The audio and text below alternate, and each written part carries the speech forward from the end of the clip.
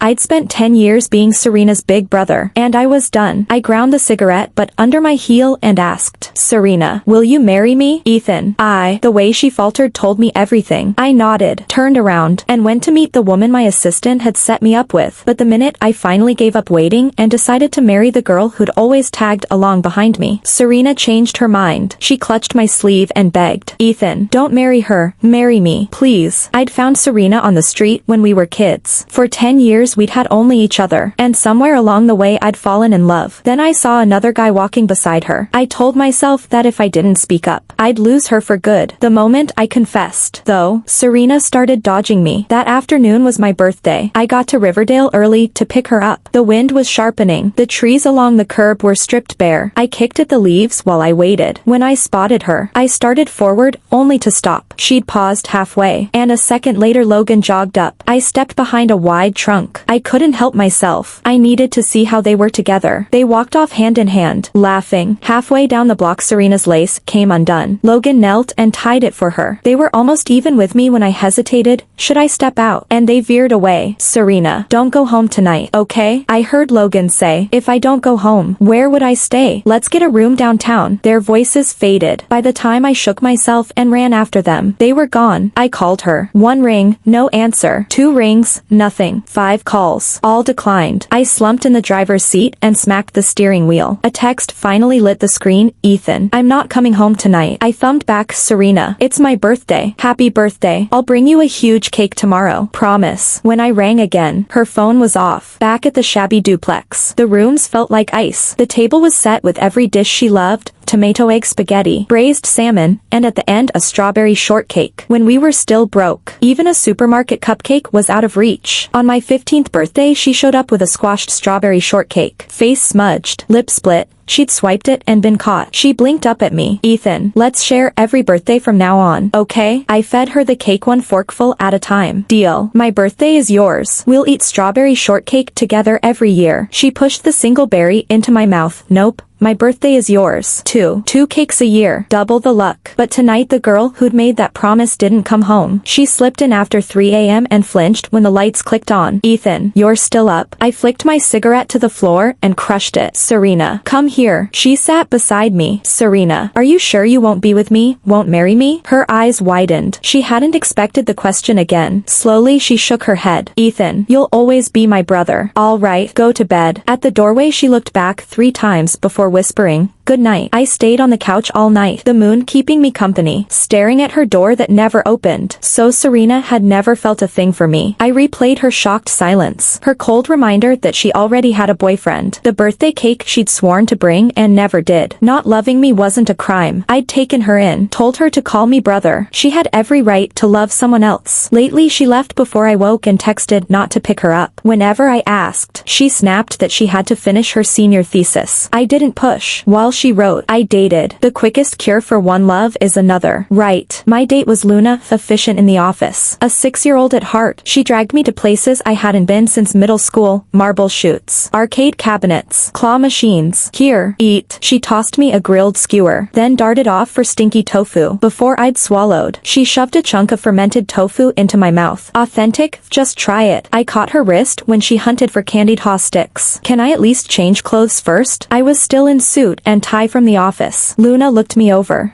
"Nah. You look hot. Let's keep going." Watching her attack street food every night, I laughed for the first time in weeks. Then, strolling with her, I spotted Logan, his arm around a girl who wasn't Serena. I pulled Luna aside and explained. She rolled up her sleeves. "That cheater. I'll get the dirt." She strutted over and accidentally bumped the other girl. Logan instantly cinched the girl's waist. "Candy, you okay?" Candy shook her head, dazed, and Logan turned on Luna. "You blind. Apologize and pay for her x-ray." He shoved. Luna's heels skidded on the curb and she went down. I stepped out and seized his wrist. "Touch her again and you deal with me." Logan's face drained. "Ethan, a man. Let me explain." I cut him off. "Stay away from Serena." Then I took Luna to the Back home Serena was waiting on the couch. Before I could speak she blazed, "Ethan, how could you?" "How could I what?" Realization hit. "Logan called you?" She jumped up. "Stop controlling my life." "So what if I like him?" "You assaulted him. Look at the bruises." A cold laugh escaped me. "I assaulted him?" "Yes. You had no right. Just because you're in love with me doesn't give you the right to beat him up. I dropped onto the couch, suddenly exhausted. So you're telling me he said I hunted him down, punched him out, and ordered him to stay away from you? Serena sniffled. You hit him way too hard. I never touched him. I caught him two-timing and told him to back off. That's all. Ethan, if you hit him, just admit it. Quit lying and pinning everything on Logan. She looked at me, hollow-eyed. If you really love me, let me chase my own happiness. Logan is that happiness. Serena, I cut her off. Why haven't you asked me once what actually happened? Whatever Logan feeds you, you swallow it? From the day I found Serena, my life knotted itself to hers. We'd scrambled through childhood, then through the dirty chessboard of the adult world. I have almost no friends. The only person I trust is Serena. In my universe there's me, and there's her. I thought it went both ways. Turns out she'd rather swallow a stranger's story than believe the man who raised her. Ethan, it's not that I don't believe you. I just, tears spilled. She wiped them clumsily and grabbed my arm. I believe you. Okay, just stop going after Logan. From now on I'll do whatever you say. Promise. I gave a short laugh and shook her hand off. Relax. From today on, I'm done meddling in you and Logan's life. Big brother, why didn't you pick me up today? Serena flopped onto the couch. How long has it been since you showed up at the gate? I carried the last dish out of the kitchen. Busy. She snorted. Doing what? The office is dead. Quit pretending. Secret blind dates? I set the braised salmon on the table, untied my apron, and nodded. Yep. She eyed the fish like it had insulted her. Seriously, salmon. You know I hate fish. Your future sister-in-law loves it. Her chopsticks froze halfway to her mouth. Sister-in-law? I shrugged on my jacket. Be right back. Going to get her. When I led Luna upstairs, Serena was already on the couch, and one of the 3 place settings had vanished. You ate already? She said nothing, eyes drilling holes into the TV. I slipped off my coat. Luna stepped forward with the gift bag. You must be Serena. I brought you something. Hope you like it. Huh. Serena never glanced over. Volume still climbing. I took Luna's hand. Ignore her. Try the salmon. I made it for you. Every time I spoke to Luna, Serena cranked the television louder. Kids, I apologized. Spoiled. Luna laughed and tucked a piece of fish onto my plate. Normal teen angst. Something snapped. Serena hurled the remote. I'm not a kid. She stalked over. I've got a boyfriend. Got it? Since the Logan fight, we'd kept a mute treaty at home. Now she'd detonated it. I gave her a cool stare. She glared back and slammed her bedroom door. Luna only smiled. Halfway to Luna's apartment she stopped under a street lamp. Ethan. Her eyes held just me. Are you in love with Serena? I chuckled. She's my kid's sister. Then she's in love with you. The way she looked at me, pure jealousy. I ruffled her hair. Nah. Kid who sees her favorite toy taken away. The moon laid silver on the water. I pulled Luna close. From the second we started dating, there's been only you. The day I found Serena, she was wrestling a boy for a steamed bun caked with mud. She had a split lip. His eye was bleeding, and she still wouldn't let go. I bought 2 fresh buns, tossed them to her. She wolfed one, tucked the second inside her grimy coat. I walked off. She shadowed me. Kid, I'm hitting the restroom. You coming too? She waited outside the whole time. I reached my building. She planted herself by the door. Snow came early that year. I looked down at the shivering bundle of coat and determination. You planning to follow me forever? She nodded so hard her purple lips jittered.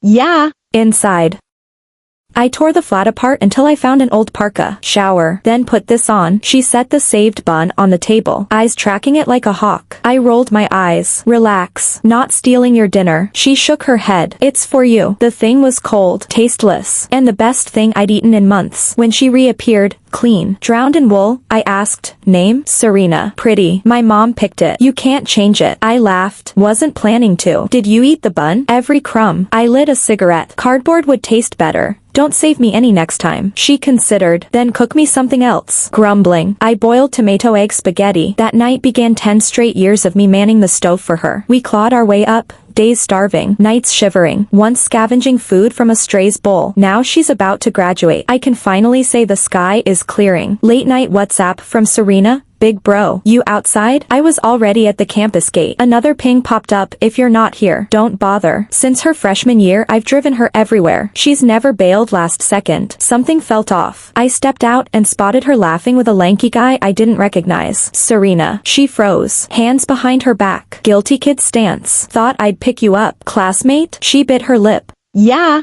Hey, bro. The guy greeted me with perfect respect. I gave a curt hum and draped the jacket I'd brought over Serena's shoulders. It's cold today, and you're not even wearing a coat. I'm not cold. She stuck her tongue out at me, then looped her arm through mine and whispered, I've got my thermal tee on. Bro, the stern face I'd been wearing cracked into a smile. She used to hate thermals. Every winter when I made her wear one she'd gripe that only grandmas dressed like that. Never thought I'd see the day she'd put one on without a fight. I ruffled her hair, ushered her into the car, and only then noticed the boy was still standing there. Serena leaned out of the passenger window. See you tomorrow, Logan. I brushed past him, and in that split second I felt the raw, restless energy of teenage spring. Bro, don't pick me up tomorrow, okay? She didn't even lift her head, thumbs dancing over her phone. The light turned green. The line of cars stayed put. I jabbed the horn, irritated. Serena finally looked up, puzzled. What's wrong with you? Early menopause? I frowned, opened my mouth, then shut it. Don't tell me, you got dumped? Go back to your game. She rolled her eyes and disappeared into her screen again. In my head I pictured her flirting with that boy on WeChat. Emojis flying back and forth, and my mood curdled. I cranked the window down. Cold air slapped me awake. AC on one side, Arctic blast on the other. Pick a lane before you catch a cold, she scolded. She kept calling me bro, soft and worried. But God help me. I wanted to shout, to hell with, bro, I'm sick of being your brother. Next afternoon she reminded me again, don't come. I gave a non-committal grunt, and still I was idling at the curb when the last bell rang. My cigarette had burned halfway down when Serena stepped out. The same Logan kid at her side. He bent to her ear. Whatever he said made her punch his shoulder, then drop her gaze. I knew that look, cheeks burning, ears crimson. She's flushed like that since she was 5 whenever she's shy or flustered. Logan's fingers laced through hers. The cigarette scorched my knuckles, but I didn't flinch. I couldn't look away from their joined hands. Bro, she finally saw me, yanking her hand free. I told you not to come. Without a word, I grabbed her elbow and steered her into the passenger seat. Logan took 2 hesitant steps.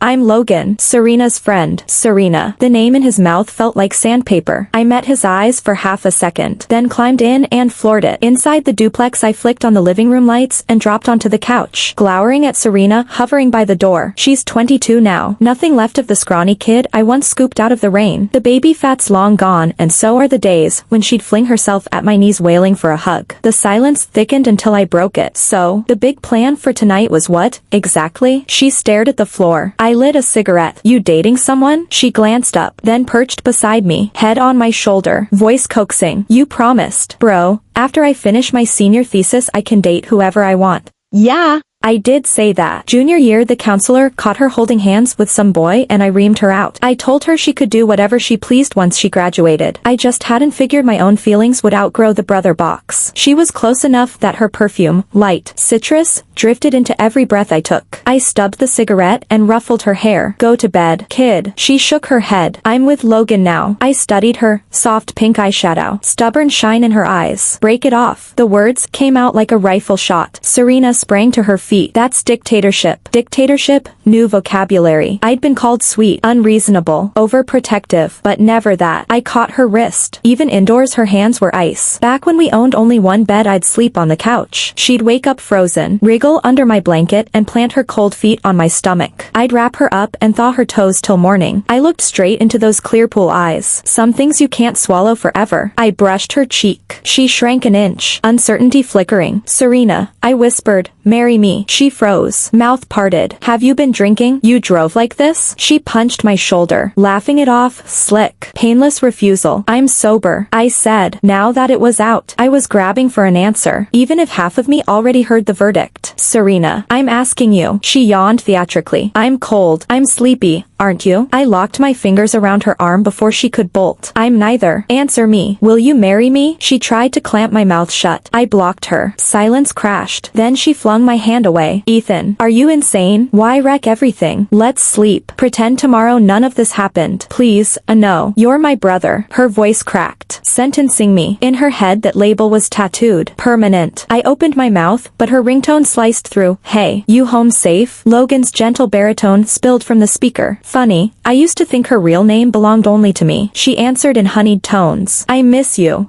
Yeah. The date's still on. I'll head out now. She hung up, flicked one glance my way, and walked out. I sat there, cigarette trembling between my fingers, watching the ember crawl toward the filter until it died. Ash snowed over the rug, perfect picture of the mess inside me. My phone buzzed. Text from Serena, not coming home. Logan's taking me to watch the sunrise. That day was my birthday, and the day I decided to stop loving Serena. To make her accept Luna, I started bringing Luna home. Luna showered Serena with gifts, designer bags, perfume, concert tickets. By next morning, every present was broken and stuffed in the trash. I cooked a full dinner and called 6 times. She hung up on each. She rolled in at 3 a.m., cheeks flushed, drunk. I poured honey lemon water and pushed it into her hands. Drink. Saves you the headache. Serena didn't take the cup. Instead, she swatted it out of my hand. It hit the floor and rolled. I'm not drinking it. Go give it to your precious Luna. Sticky honey water slicked my fingers and darkened the cuffs of my jeans. I sighed down at her. You drunk? A soft laugh. Nope, only 3 beers. Then why the hell are you acting like wasted trash in front of me? My voice cracked louder, but Serena didn't flinch. She drifted to the couch, fished a cigarette from the pack I'd left on the coffee table, and lit it. Ethan, didn't you say you loved me? So how come you're screwing around with that bitch Luna now? I slapped her, open palm across her cheek. You hit me? It was the first time I'd ever raised a hand to her. When we were kids.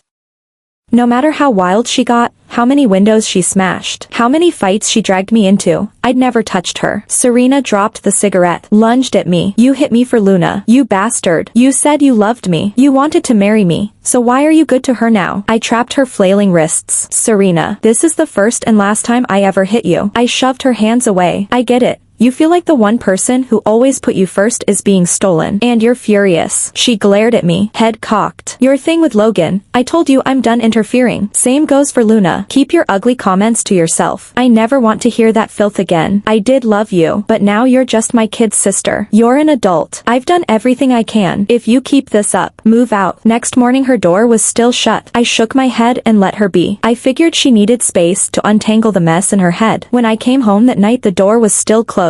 I cooked dinner, called her, nothing. I pushed it open. Every drawer gaped. Her backpacks, her sneakers, the battered guitar, gone. I checked my room, the living room shelves, cash, watches, even the old camera, cleared out. I sat on the couch, smoked a cigarette down to the filter, then called her number. It rang once, cut to voicemail. Again. She'd blocked me. I kept calling every day. She never unblocked me. Finally, I couldn't stand it. Luna drove with me to Riverdale. Her professor blinked when she saw me. Serena. She dropped out last week. The hallway tilted. One fight and she'd quit school. I cornered a couple of classmates. Logan had withdrawn months ago. They were shacked up together off campus now. Outside the shabby duplex Luna tugged my sleeve. Don't lose it. Kids rebel. We can still send her abroad if we have to. I swallowed the rage and pounded on the door. No answer. Unease crawled under my skin. Maybe they're out, Luna said. We'll wait. We waited until after midnight. Logan staggered up the walk, humming an off-key tune. When he spotted me he bolted. I tackled him, drove my knee into his ribs. Where's Serena? The kick must have sobered him. He scrambled up and vanished down the alley. Luna's face had gone white. I kicked the flimsy door off its hinges. Serena's wrists were tied to the bed frame, ankles bound, a rag jammed in her mouth. I yanked the gag free. She sobbed. Ethan, I'm sorry.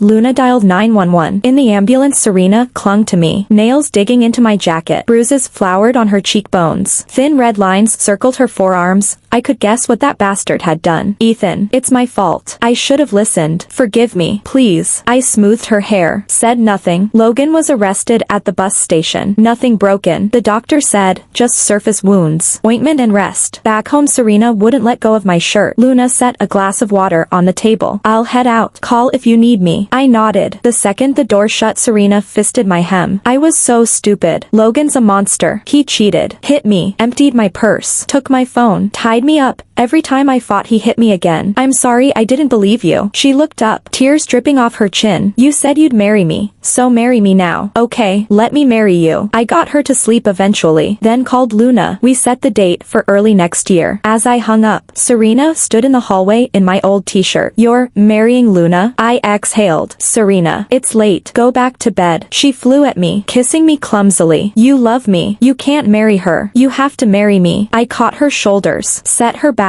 Stop it. She yanked her shirt over her head and pressed against me bare-skinned. Ethan, please. We can get married. I pinched the bridge of my nose, then grabbed the quilt and wrapped it around her. Serena, I will never think you're dirty. Then why won't you marry me? Tears soaked the fabric. Before, I was just being a brat. Now I know. You're the only one who ever truly loved me. Let's leave. Find some town where nobody knows us. Go back to how we were. Just us. I wiped her cheeks. You're my sister. That won't change. I walked out. I had loved her hard enough to drown in, but the night she believed Logan's word over mine, that love cracked apart, shard by shard. Being with Luna taught me the difference between needing someone and choosing someone. I arranged to send Serena abroad. Luna came with us to the gate. Serena ignored her. Luna shrugged and went for coffee so we could say goodbye. Alone. If you ever dump her, call me. I'll fly back and marry you, Serena said. Boarding pass clenched in her fist. I tapped her shoulder. Text me when you land. After she disappeared into security, Luna handed me a latte. She's in love with you. I laughed once. Kid stuff. And she's my sister. Always will be. Luna shook her head. Kids think the loudest romance is love. Grown-ups realize what they lost too late. I slipped an arm around her waist. Kissed her quickly. I'm not losing you. That's enough. Maybe Luna's right. Maybe not. Serena and I, our chapters closed. People figure things out, and in figuring, they lose pieces of themselves and each other.